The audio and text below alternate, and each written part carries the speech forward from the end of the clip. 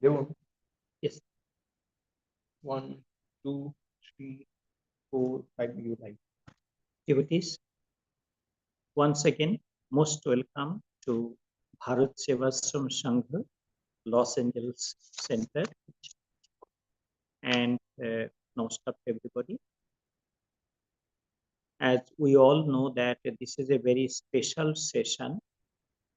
At this session, we are trying to present our master, Acharya Swami Pranavananda ji, accurately. And this is a wonderful opportunity for all of us to understand the great founder of Bharat Sevashram Sangha. So, but before I take you to the main subject today, main topic today, let me complete my opening prayers. Om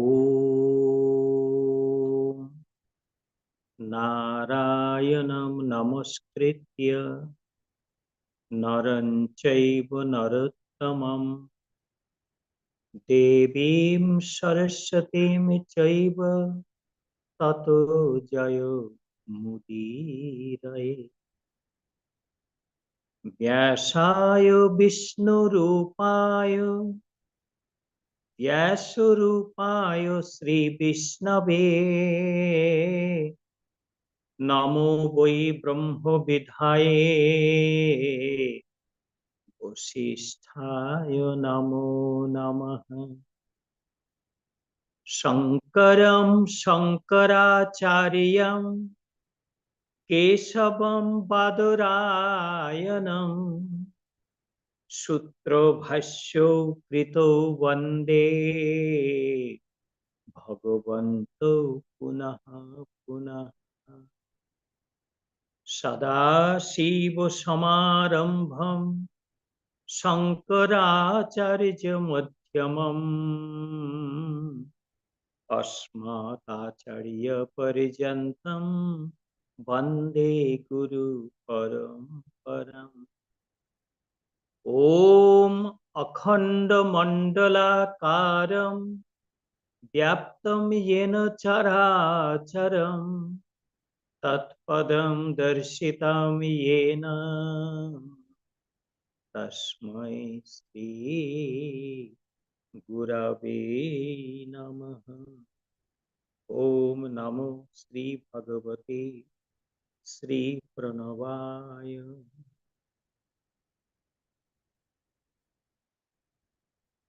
Today I will be starting from a topic is titled They All Were Coming Here.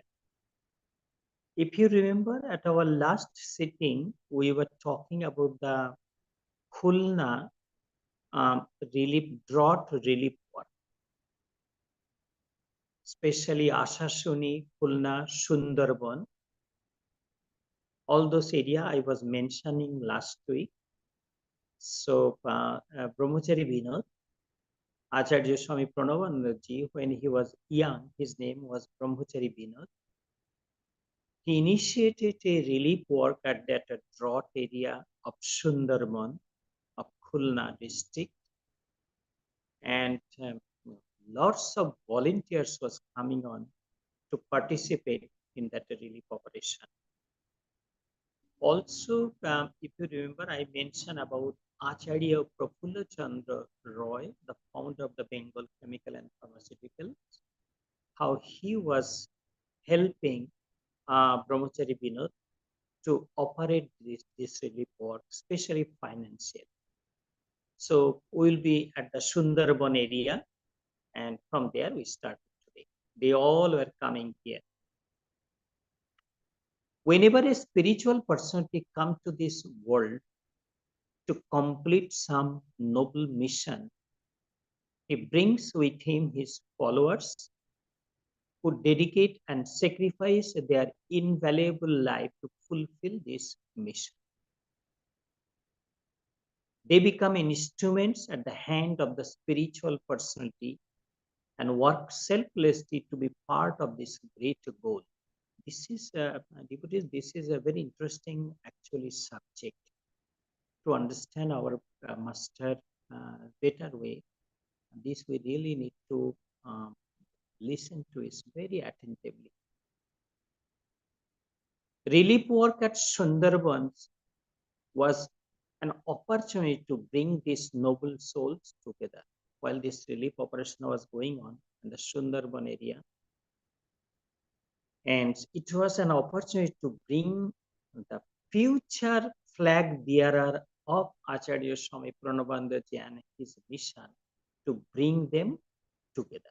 So this was an opportunity. So relief work at Sundarban was an opportunity to bring these noble souls together. Umud, Narayana, Madhusudan, Amulya, Nikunja, Suresh, Jatindra, Srinath, Sudhanshu, Sushil, these are Indian boys' names. Let me read again. Kumud, Narayan, Madhusudan, Amulya, Nikunja, Suresh, Jyotindra, Srinath, Sudhanshu, Sushil, etc. All these young persons who came to join hands in Sundarban relief works later dedicated their golden life to be the part of the mission of Acharya Swami Pranavananda Ji Maharaj. So this youth, these young boys, actually, young people came to take part in the Sundarban relief operation, Sundarban drought relief operation. But later on, they sacrificed their life to follow the mission of Acharya Swami Pranavananda. There were hundreds of youths came to extend their hands in relief operation. Among all these boys, Brahmachari Vinod picked up some of these youths specially and started to train them in one level high of spiritual life. He unfolded the mystery of spiritual life in front of them. He explained them the real goal of life and showed them the path how to achieve this goal. So Guruji, more than hundreds, around 500 youths came to take part in this drought relief operation. But Guruji picked up some of the special boys and was trained them differently. You could see here. It was a golden opportunity for Acharya Dev to pick up those youths who will be his main instrument to fulfill his mission in future. These young people brought very little things for them at relief camps. Mosquito bites made them sick. Many of them shared same mosquito nets just to save them from these little but dangerous intruders. Daytime relief works and nighttime they sat for group meditation. Oh, that was a wonderful opportunity. So daytime relief works and nighttime they sat for group meditation, silent chanting, analyzation of truth and untruth, and thoughts on the very temporary nature of this human body. They understood that they had a different goal at their life. They felt that Brahmachari Vinod was their most dependable friend. They understood that he was their guide, he was their mentor, he was their philosopher, and he was living an example of spiritual life. So Guruji was a role model to these youths.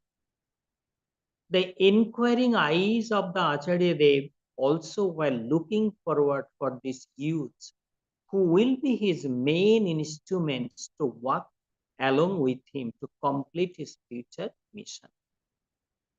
You see, these are a very special thing because occasionally we say Guru mile lakhe lakh, chela mile. Means there are thousands of teachers, but to get a good student whom the teacher can hand over his hard-earned knowledge to carry out the mission is very difficult to find out. There are so much well-known spiritual master came, not only spiritual world, in music world, other world also. But those who got a good student, their name carried on. But those who did not get the good student, they were lost. Ordinary saints, philosophers, and philanthropists come to inspire people for a short period of time. But Acharya Swami Pranavananda ji Maharaj came to inspire people for a much longer period of time. He came to leave a permanent impact behind to follow for generations to come.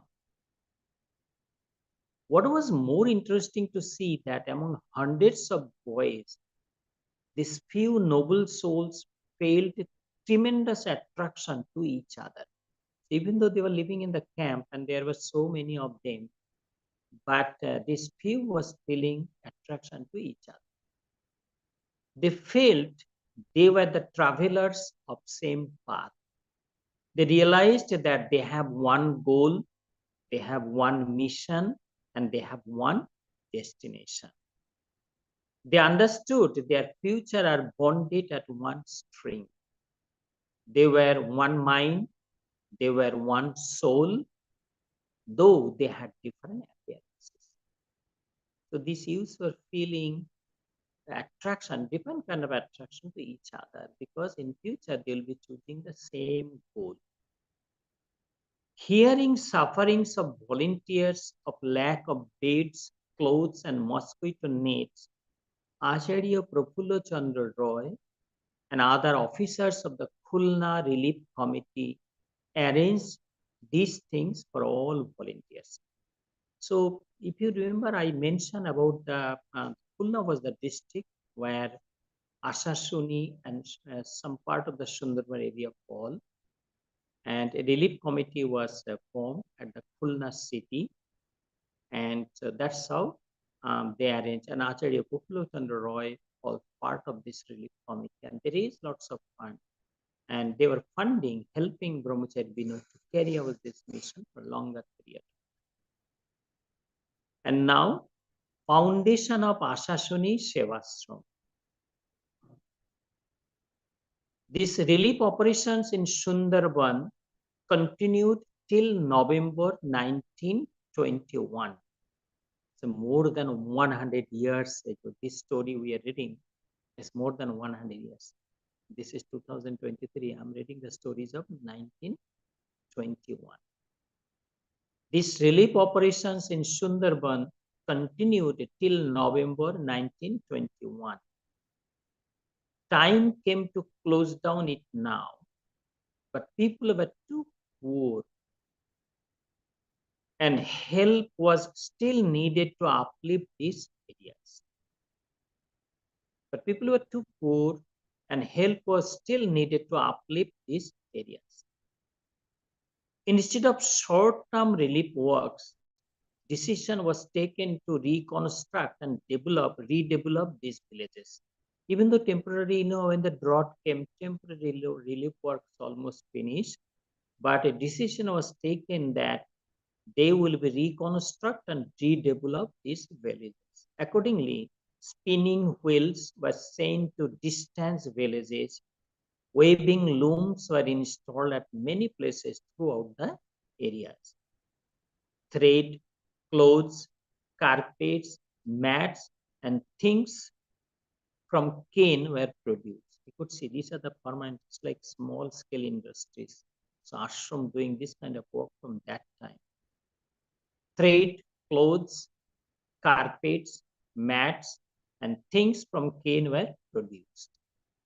Village people were tremendously benefited from these initiatives.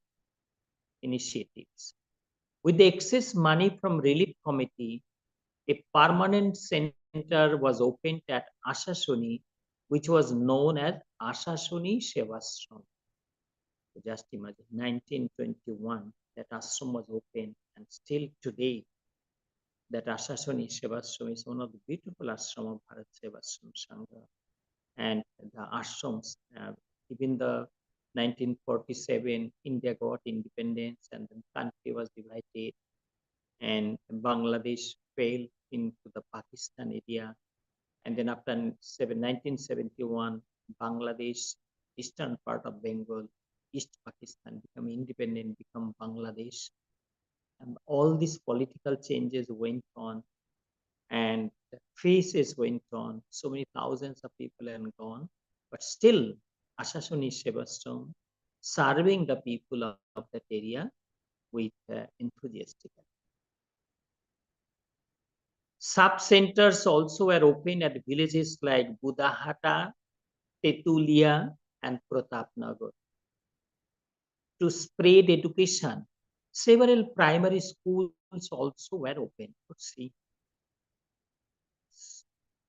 Clinics were opened to provide primary medical services to the village people. Many young volunteers dedicated their time to this selfless work. Acharya Prafulla Chandra Roy, with other visitors from Kolkata, visited all these places repeatedly. He was so impressed to see all these initiatives that he wished to spend the rest of his life in these villages helping the needy one. So those days, Acharya Prafulla Chandra Roy, Acharya Prafulla Chandra Roy was a great help for Bharat Sevashram Sangha and Brahmachari Bina.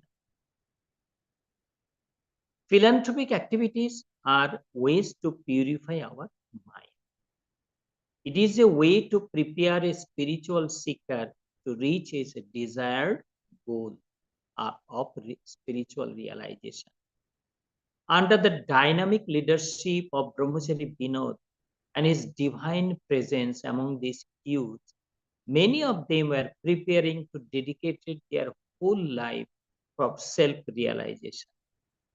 It is because of these prayers, meditation, recitations of hymns, regular study of sacred texts were introduced. More than that, the mere presence of Acharya Dev, these relief centers turned to be like ashrams of ancient time at Tapubun.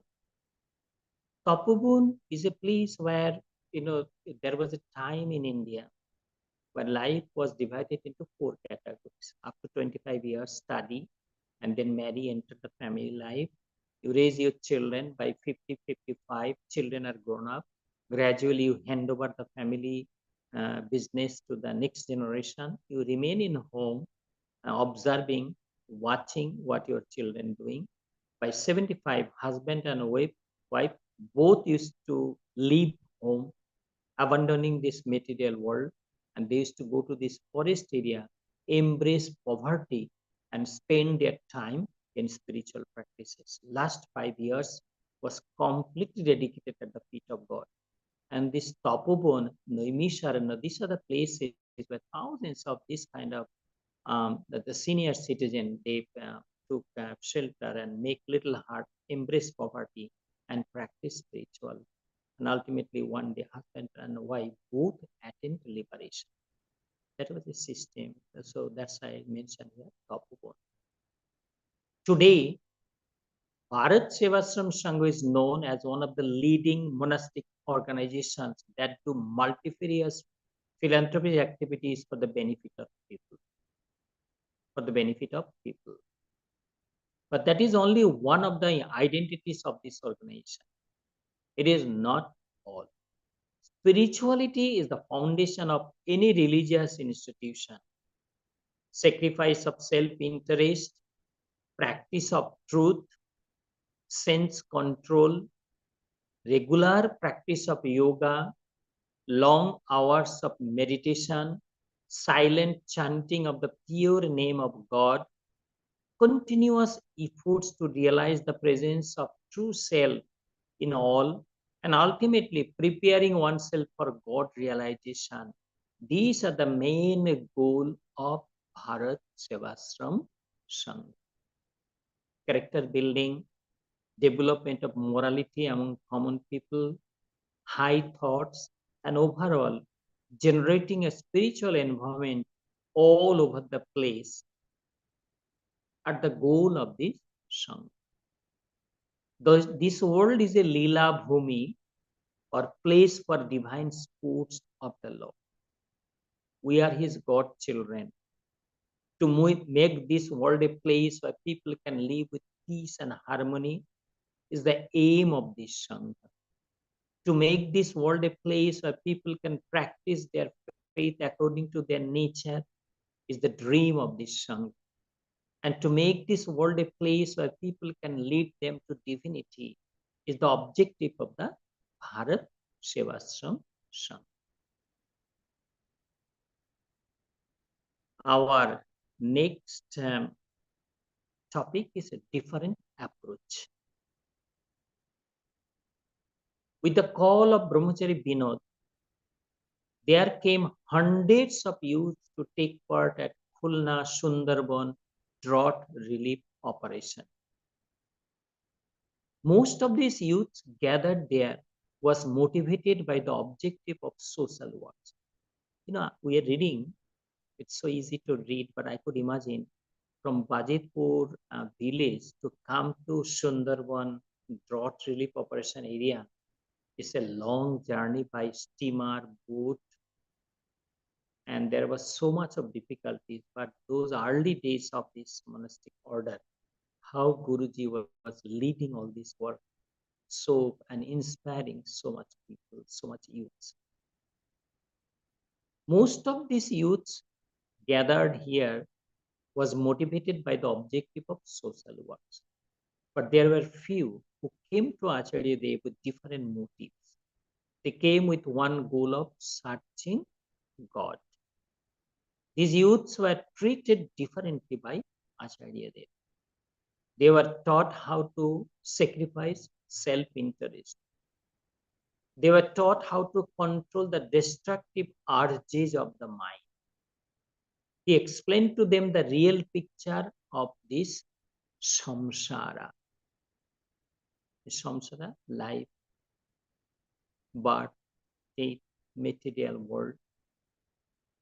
So he explained to them the real picture of this samsara. He taught them how to practice meditation, and they learned how to do silent chanting of the holy name of God. They were educated with Bhagavat Prem. Bhagavat Prem, love to God.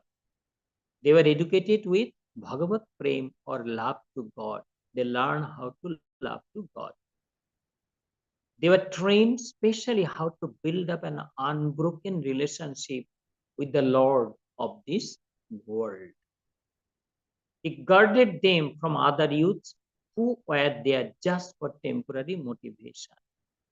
Parents and guardians were worried that their sons might leave home and enter monastic life, because these boys were treated differently and they are living a different life. So their parents were a little bit worried. You could see here. They tried in various ways to bring them back home, but these boys, these young seekers of truth, were very determined at their goal. Beyond taking active part in relief operation, whenever there was free time, they practiced silent meditation. They studied religious texts and recited hymns and prayers. Between them, they discussed about the teachings of Acharya Dev. They talked about how to control excessive sleep. Regarding this matter, Acharya Dev spoke about his own experience. This is the experience of Acharya Dev.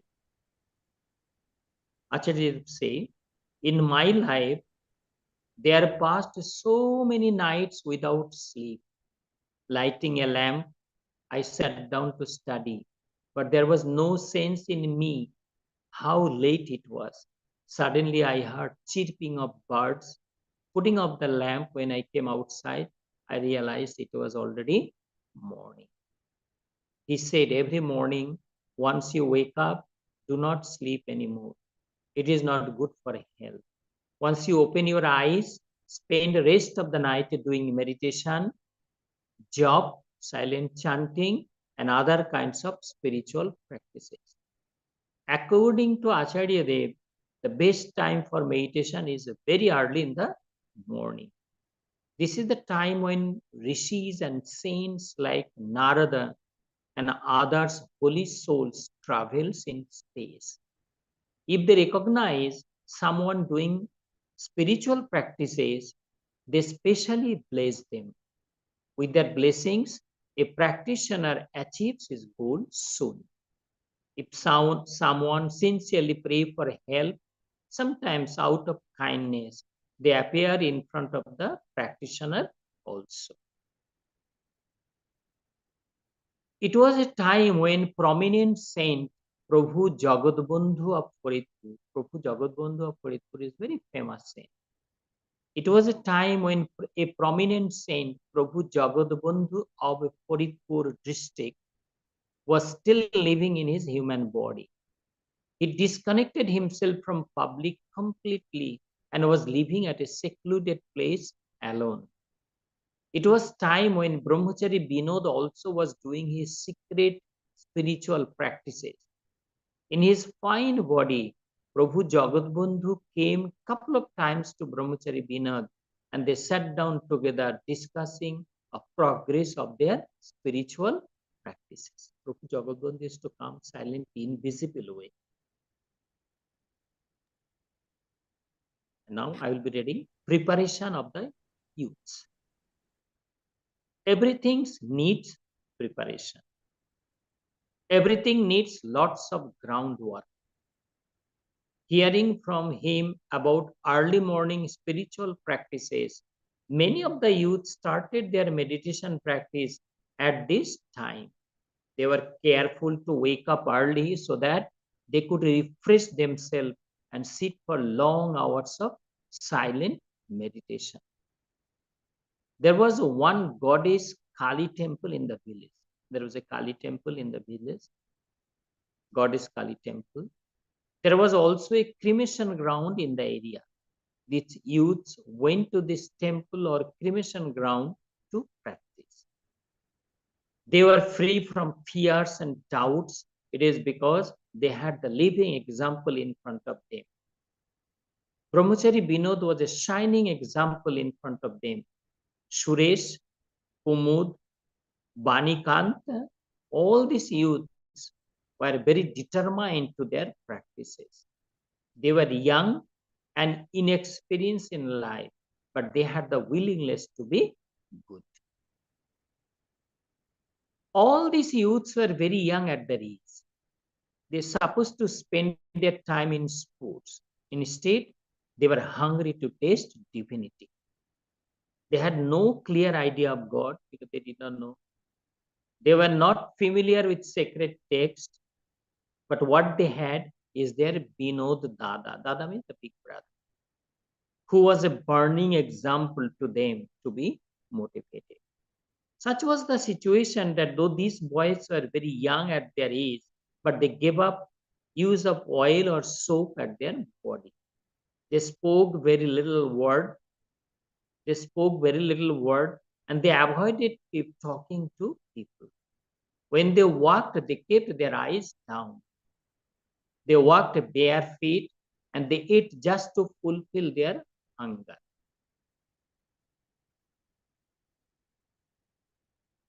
They gave up all types of recreations from their life. They covered their body with just a piece of simple cloth.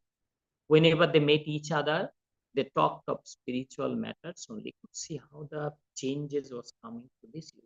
Because young age is not like to practice meditation.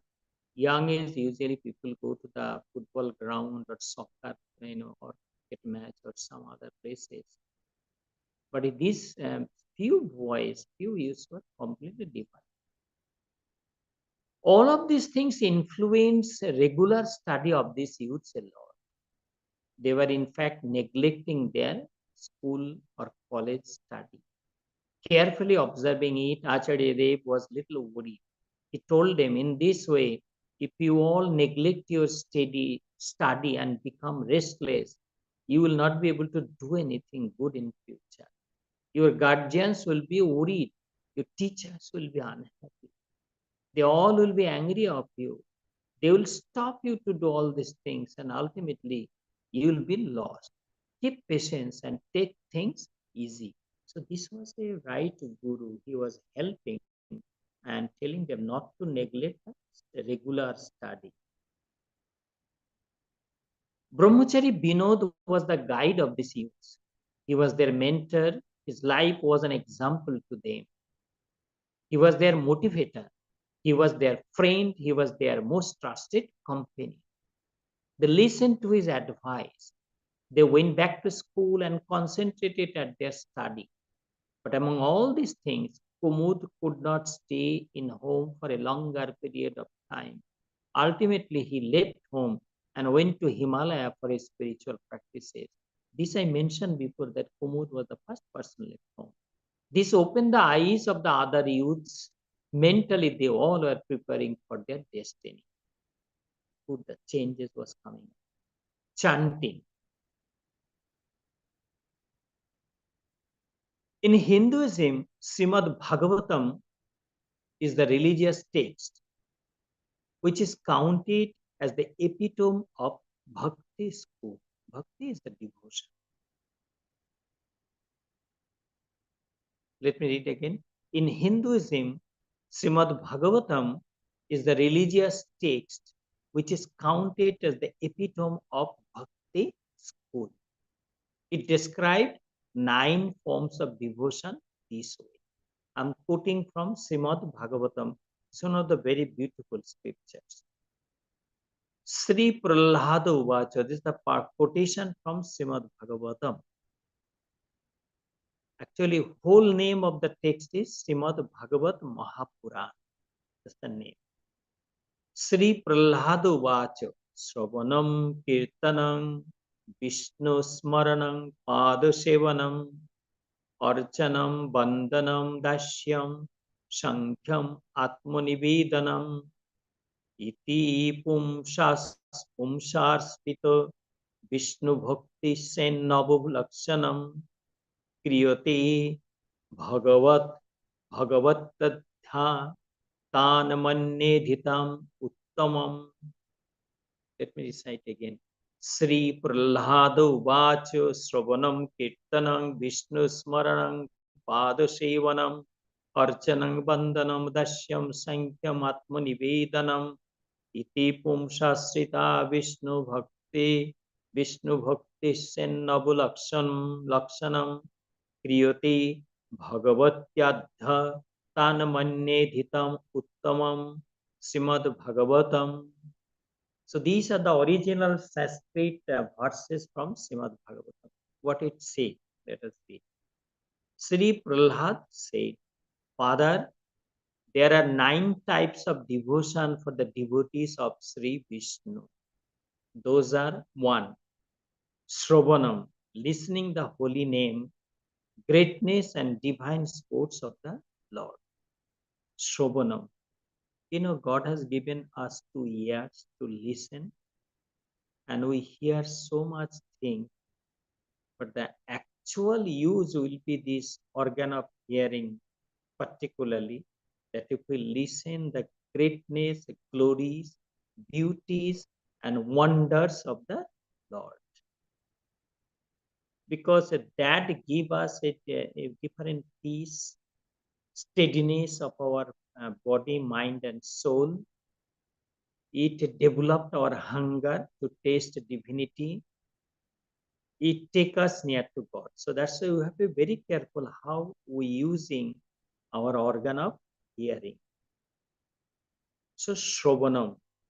First, we listen the holy name, greatness, divine sports of that. And then Kirtanam, chanting the sacred name of the Lord. You know, this is Kali Yuga, dark age. We cannot sit down for meditation for longer period of time. When you sit down for meditation, sleep come, our hands go to the phone, our mind is restless. So, but when you sit down for group kirtan, so with some other people together, reciting loudly, Hare Krishna, Krishna Krishna, Hare Hare, Hare Rama, Rama Rama, Hare Hare. or if you chant Hara Guru Shankara Shiva Shambhuam or Guru Kripahi Kevalam, if you chant loudly togetherly, that give us a kind of different kind of taste. And so chanting the sacred name of God, and also other way we using our tongue, organ of speaking, that instead of gossiping and wasting this power, we keep chanting the divine name of God. So Shobhanam Kirtam, this is the second type of devotion. And then third type of devotion is Vishnu Smaranam, remembering the pure name, divine appearance, and kindness of Lord Sri Vishnu. Vishnu Smaranam. Smaranam means you remember the beauty, divinity, and greatness of the wonderful God. So Sravanam, Kirtanam, Vishnu Smaranam, Pada Sevanam. The number 4 types of devotion is service to the lotus or blessed feet of the Lord, washing his paduka, giving chandan, offering fresh flowers, and we do pranam to the paduka or sandal of the God.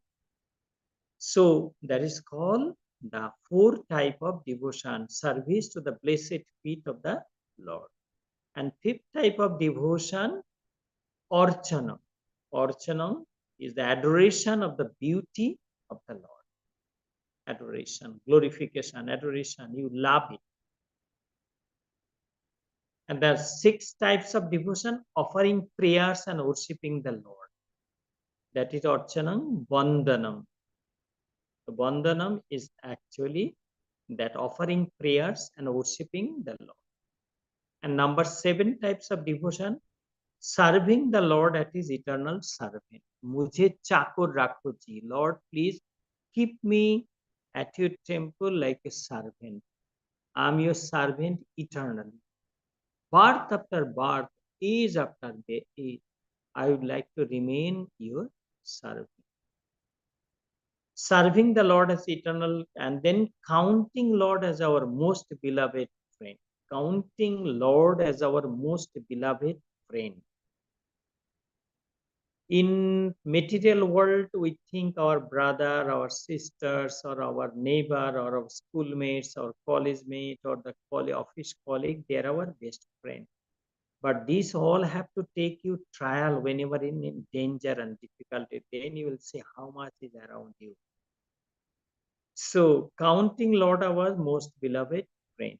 But we can count our Lord as the Tamevo Mata cha Pita, Tamevo Bondhuscha. Lord, you are my friend. And then 9, complete surrender. 9 is the Shankha Atmo Nivedanam.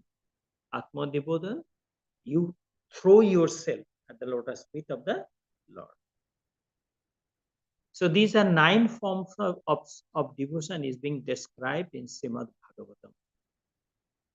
Acharya Swami Pranavananda ji Maharaj at his young age, when he was mostly known as Brahmachari Binod or Binod Sadhu or Sadhu Maharaj or Acharya Dev, he loved group chanting a lot.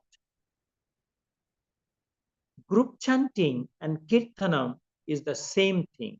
While talking the benefit of Kirtanam, he felt great joy.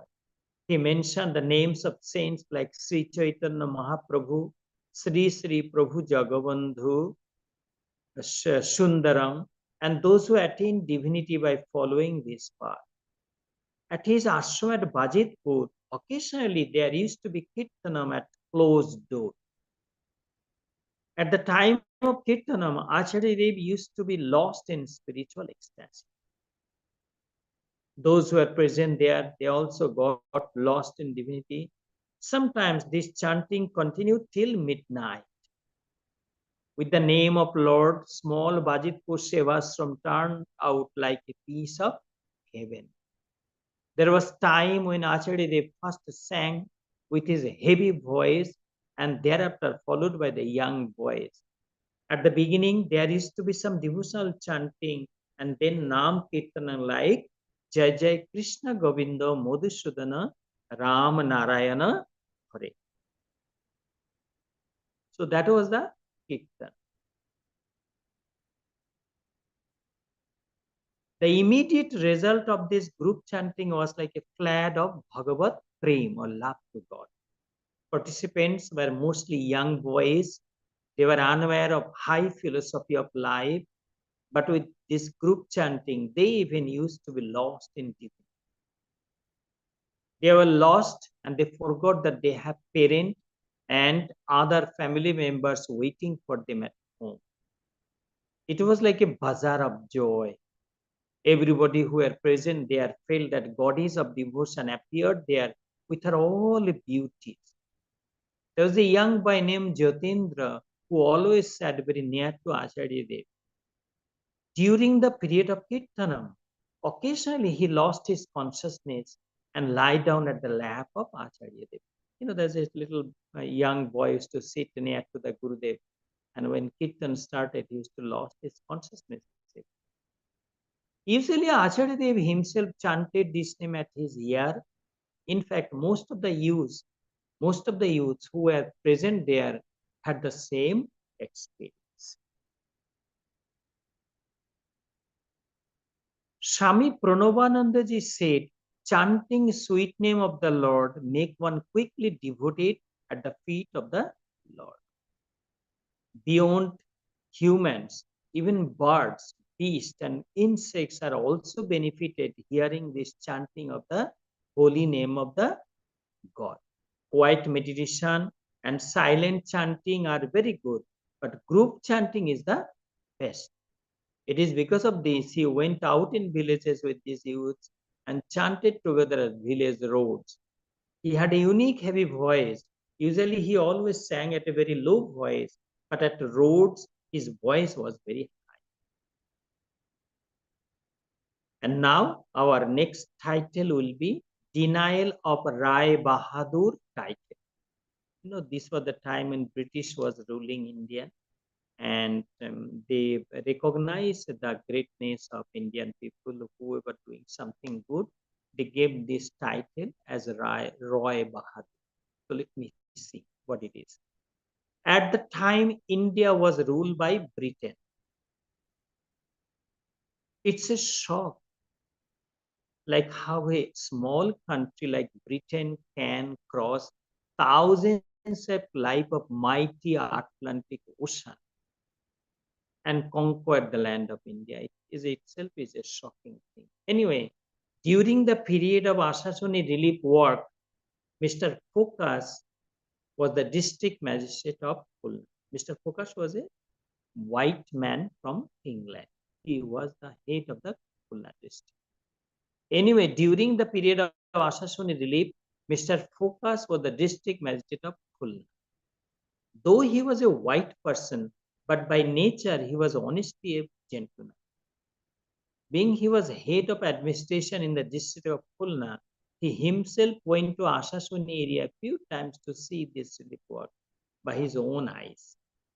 Seeing such a huge and very organized relief operation, he was extremely happy with Acharya Dev.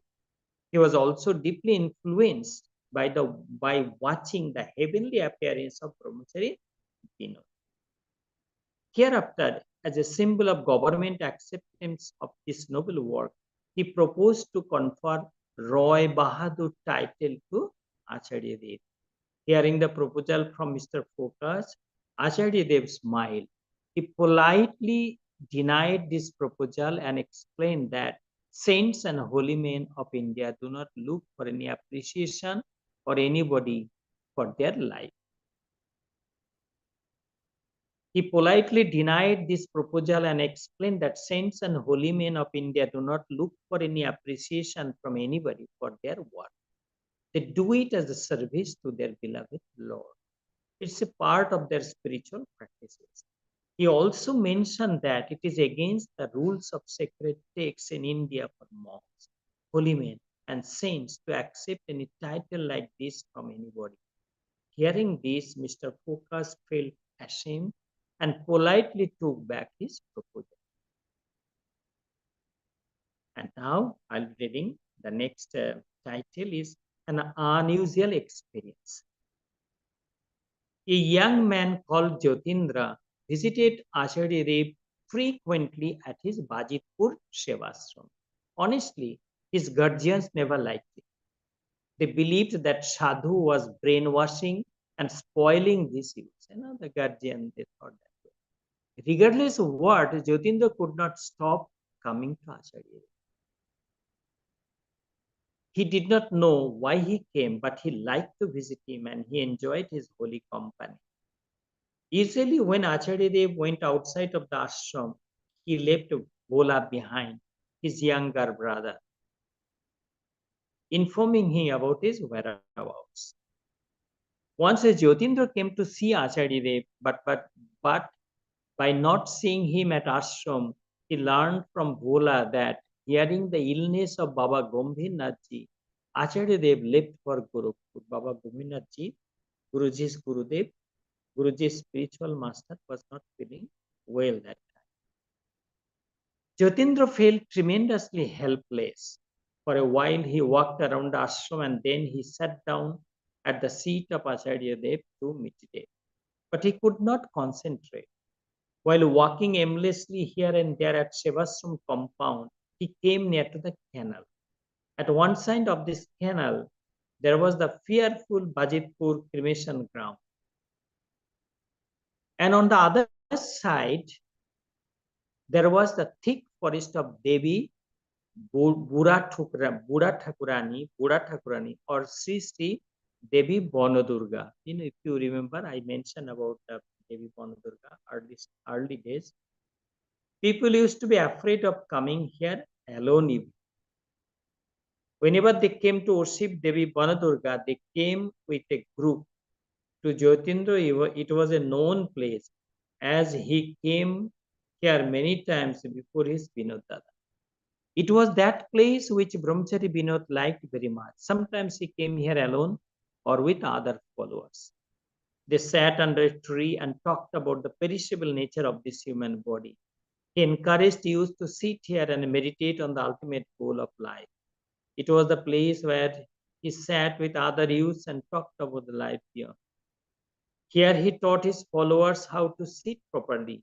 He taught them how to concentrate the mind, how to meditate, and how to motivate the restless mind to think of the higher goal of life. Jyotindra came here alone today. He was missing his Vinod Dada badly. Without him, life was miserable. He wanted to cry, but he controlled his emotions. Suddenly, he recognized Acharya Dev was standing alone under a tree. That Jyotindra came to visit Acharya Dev, and then Acharya Dev was not there because he got the news. His spiritual master, Guru Gambhirnathji, was not feeling well. And Jyotindra also was missing Acharya Dev. But in the meantime, let's see what's happened. He was standing there. He had bare feet. So his face was a little sad. Let me read from the. Suddenly, Jyotindra recognized Acharya Dev was standing alone under a tree. He looked like an ancient saint at the moment. Oh my God. His face was a little sad. His huge body was covered with pure white clothes. He had bare feet. His thick curly hairs were flying around his heavenly face.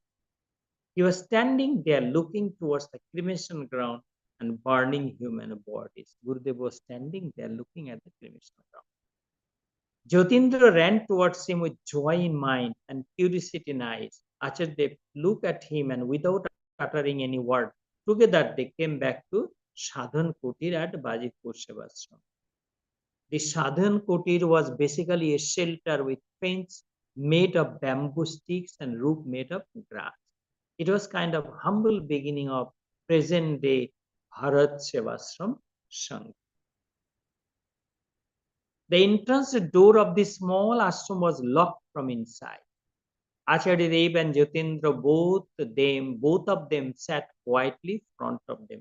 So Guruji and Jyotindra sat down quietly front to front. The entire ashram compound was very serene and quiet. All of a sudden, there started heavy wind, thunder and rain. There was turbulence in the mind of Jyotindra also. For a while, nobody uttered a single word. After some time, Acharya broke his silence and with his deep and heavy voice, he said, Nadaji, Guru Gambhirnaji left his mortal body. Ordinary people could not understand the importance of a guru. A spiritual seeker who understands the deep impact of guru towards his disciples can understand the real meaning of a guru. Can a spiritual master die? Can a guru remain far away from his disciples, his angels? He's eternal. Can a spiritual master die? Can a guru remain far away from his disciples? He's eternal. He's eternally truth.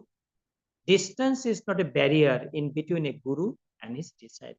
You know what happened? Guru Gambhirnaji passed away, so Guruji was feeling a little sad. So he was standing alone at the cremation ground and he's putting all this question to Jyotindra, who was sitting just in front of him. His blessings and spiritual power protect his followers always. The life of a spiritual student becomes joyful when he understands the true meaning of a guru. Attainment of ultimate spiritual goal depend on the kind mercy of a guru. Bit by bit, a guru unfolds the mysteries but sweet world of eternal joy for his followers. Bit by bit, a guru unfolds the mysterious but sweet world of eternal joy to his followers. Look at us. When we joined, we did not know what's the guru mean. We used to worship goddess Kali, goddess Durga, or Lord Shiva, all these traditional gods and goddesses. But after joining the monastery, then we learn how to worship a guru, how a guru motivates his disciple, and ultimately, guru or spiritual master become the main ultimate goal of a disciple. After saying these words, Acharya became quiet. Then, what is this? It is made of flesh, blood, and pieces of bones. Once it falls down, it becomes a handful of ashes. This body has no permanency. It can perish at any day and at any time. Death do not depend on the existence of a mother, of a father, of our brothers, of our sisters, of our friends and relatives. It has no time. Anyone who finishes his or her time depart from this world. Once someone dies, after a while, people just forget him. We are so foolish that we feel proud of this perishable human body. While listening to all these invaluable words, Jyotindra's body began to shake. He was young. He was sweating. Gradually, he lost his body consciousness. He could not see anything, not even Acharya Dev. He just could hear some extraordinary words coming from a far distant place. In the meantime, rain stopped outside, and Acharya Dev sent Jyotindra back to his home. And this will be our last topic today, Suresh. At the early stage of this movement, when Acharya Swami Pranavananda Maharaj was very young and was busy for his own spiritual practices, there came a very few pure souls who loved, adored, and followed him. Among them, Suresh was at forefront. He was born at a Brahmin family, it's a high society. His father passed away when he was very young. Because of this unfortunate incident, financially, they were not so good. But regardless what, Suresh was extremely brilliant. He was the first boy of his class. He lived in one-room house with his mother, widow, sister-in-law, and with his other 3 younger brothers. There was no privacy in that small house, but it did not bother him. At one corner of the single-room house, he made a small altar with the picture of Lord Sri Krishna, the deity he worshipped. He kept one of the pictures of Acharya Dev also. In a society which was divided in many divisions and classes, it was very unusual for a Brahmin boy like him to keep a picture of Acharya Dev. But he did not care of all these things, and he worshipped Acharya Dev as his guru. I'm talking of the Suresh. He counted Acharya Dev as his spiritual master. He adored him as his mentor, most trusted friend, spiritual guide, and his very own person. We could imagine the situation. Acharya Dev himself was busy in his own spiritual journey. He spent hours of time practicing meditation privately. He was spending nights after nights without any sleep doing his tapasya. At this moment, Suresh started to follow him with a heart full of devotion towards him. Those early days, it was not a normal practice. Suresh sat down in front of his private altar hour after hour and practiced silent meditation. Sometimes tears came to his eyes, and other time he just kept looking at the godly picture of Acharya Dev. He visited Acharya Dev at his Bajitpur Sevashram at any time he wanted. There was no fixed time for him. During this period of 24 hours of a day and night, he visited Acharya Dev frequently. It was not so easy for Acharya Dev to handle all these young spiritual seekers, as he himself was only 16 or 18 years of age. You could imagine. Suresh loved his study very much. He never stood second in his class. He always was the first boy. He was expecting to get some scholarship from school for his further study. But now he neglected all this.